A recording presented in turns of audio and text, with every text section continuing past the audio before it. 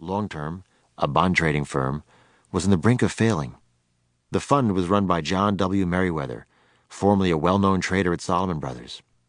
Meriwether, a congenial though cautious midwesterner, had been popular among the bankers. It was because of him, mainly, that the bankers had agreed to give financing to Long-Term, and had agreed on highly generous terms. But Meriwether was only the public face of Long-Term. The heart of the fund was a group of brainy, Ph.D. certified arbitrageurs. Many of them had been professors. 2 had won the Nobel Prize. All of them were very smart, and they knew they were very smart. For 4 years, Long-Term had been the envy of Wall Street. The fund had racked up returns of more than 40% a year, with no losing stretches, no volatility, seemingly no risk at all. Its intellectual supermen had apparently been able to reduce an uncertain world to rigorous, cold-blooded odds. On form, they were the very best that modern finance had to offer. This one obscure arbitrage fund had amassed an amazing $100 billion in assets, virtually all of it borrowed. Borrowed, that is, from the bankers at McDonough's table.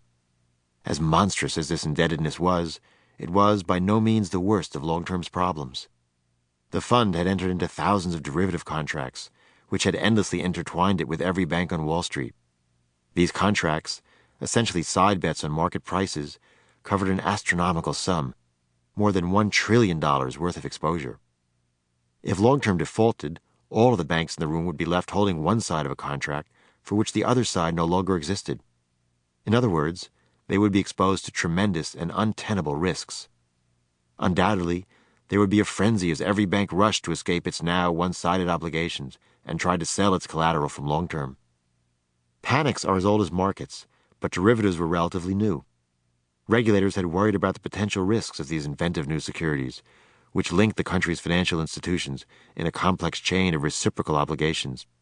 Officials had wondered what would happen if one big link in the chain should fail. McDonough feared that the markets would stop working, that trading would cease, that the system itself would come crashing down.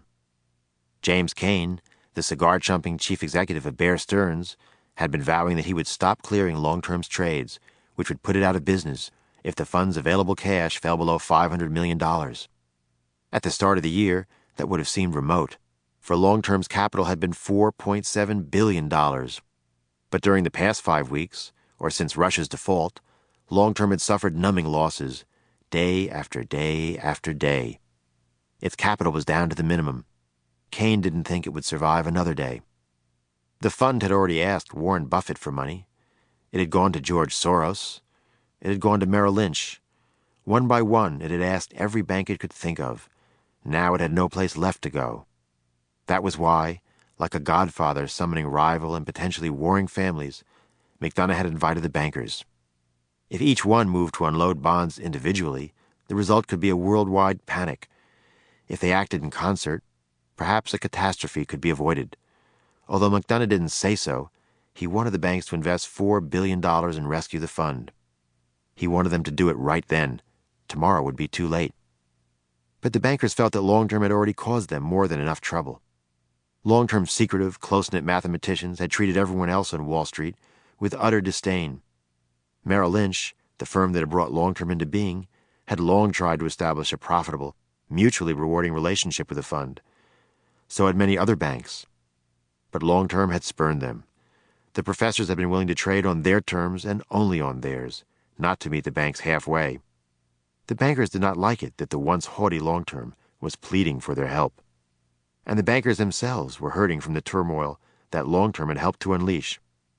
Goldman Sachs' CEO, John Corzine, was facing a revolt by his partners, who were horrified by Goldman's recent trading losses, and who, unlike Corzine, did not want to use their diminishing capital to help a competitor. Sanford I. Weill, chairman of Travelers Salomon Smith Barney, had suffered big losses too. Weill was worried that the losses would jeopardize his company's pending merger with Citicorp, which Weill saw as the crowning gem to his lustrous career. He had recently shuttered his own arbitrage unit, which, years earlier, had been the launching pad for Meriwether's career, and was not keen to bail out another one. As McDonough looked around the table, every one of his guests was in greater or lesser trouble, many of them directly on account of Long-Term.